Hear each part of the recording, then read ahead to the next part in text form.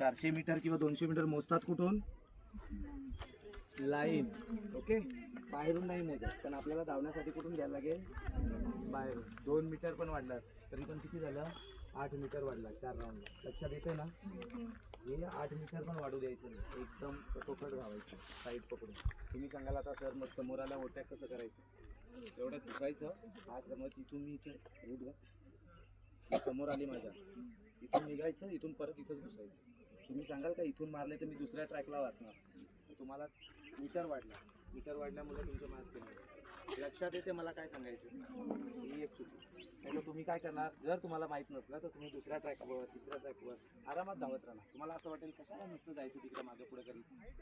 तुम्हाला मीटर वाढली, तुमचा टायमिंग जास्त आहे. ठीक आहे, आजच्या चुक्या तुमच्या. आपला टायमिंग आहे 2:50, 2:51, 2:52, 2:53, 2:54 नकोच. ती 4 सेकंद कसे कटिंग करता येतील हे खूप महत्त्वाचे. त्याने काय होईल, आपले किती मार्क वाचतील? 2 मार्क वाचतील. दुसरे 3 मिनटं झाल्याच्या नंतर 2:50 ते 3 मिनटाचे मधला टायमिंग आपल्याला 18 करून देतो. त्याच्यानंतर 3 मिनटं 1 सेकंद किंवा 3 मिनटं 5 सेकंद नाही खेचायचंच आहे. आणि ते 5 सेकंद खेचण्याच्या मागं तू आम्ही काय करणार आहे 4 राऊंडमध्ये? 5 सेकंद मागं खेचण्यासाठी 4 राऊंडमध्ये 20 सेकंद वाचवता येतील. लक्षात येत आहे? ते खेचण्याच्या मागे 20 सेकंद ही स्ट्रॅटर्जी ठेवा. आता तुम्हाला 100% ग्राउंड जवळ आला आहे आणि 200 मीटरचा ट्रॅक आता भेटला, कारण कन्फर्म नव्हतं त्यांचं, नायगावलाच घेतलं. या गोष्टी लक्षात ठेवा. ग्राउंडला जेवढे चांगले मार्क पडतील ते आपले, जेवढे जास्त पडतील ते तिकडे बँकेत ठेवले आणि ते लेखेमध्ये कन्व्हर्ट होतील की नाही? खूप महत्त्वाचं.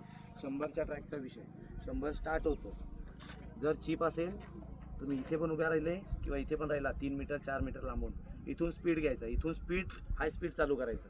जो स्पीड तुम्हाला इथून आपण आता स्टार्ट करतो आणि इथे 15 मीटरवर 10 मीटरवर भेटतो, तो स्पीड तुम्ही इथून स्टार्ट झाला पाहिजे. जो इथे आपल्याला पिकअप मिळतो तो इथे पिकअप मिळाला पाहिजे. लक्षात येते? चिप सिस्टम असली तर मागून धावा, बिंदास्त धावा मागून. इथून स्टार्ट झाल्यावर काय होईल, आपल्याला जे धीमे गतीने आपली सुरुवात होते आणि इकडे जाऊन स्पीड भेटतो तो तुम्हाला इथून भेटणार. बरोबर आहे? म्हणजे तुम्हाला धावायला किती लागणार आहे इकडे समज 10 किंवा 5 मीटर. जे पहिल्या स्टार्टिंगला चिप असली तर मागून घ्यायचं ना? हां, चिप असली आणि तर पुढे असली तर नाही, शिटीवर असेल तर मग तिथेच उभं करतो तुला, मग तुला पिकअप द्यावं लागेल. विसल पडली तसं निघलं पाहिजे. एवढा करंट तुमच्यात आहे, तुमचे मसल्स तेवढे मजबूत झाले. तुम्ही 12 वाजता ग्राउंड देताय, तुमच्यासारखं कोणच नाही आहे. म्हणजे ॲथलेटिक्स पण प्रॉपर आणला ना तो पण धावू शकत नाही उन्हात, तुम्ही धावता. जर विसल असेल तर तुम्हाला आपण जसं आता उभं करतो ना तसंच उभं राहायला लागेल. जर चिप असेल तर तुम्ही इथून धावू शकता. धावायचंच आहे, पण धावून तुम्ही इथून स्लो नाही जायचं, इथूनच स्पीड कव्हर करायचं, चालू करायचं.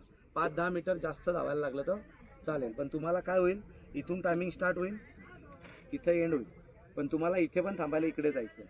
तुमचा एंड कुठे? इथे. काय करतात मुली, इथे 5-7 मीटर 10 मीटर राहिला की स्लो होतात. टाईम कोणाचा वाढतो? आता हे सगळ्यांसाठी होतं पण त्या थांबल्या नाही, आपला वाढतो. त्यासाठी ह्यांना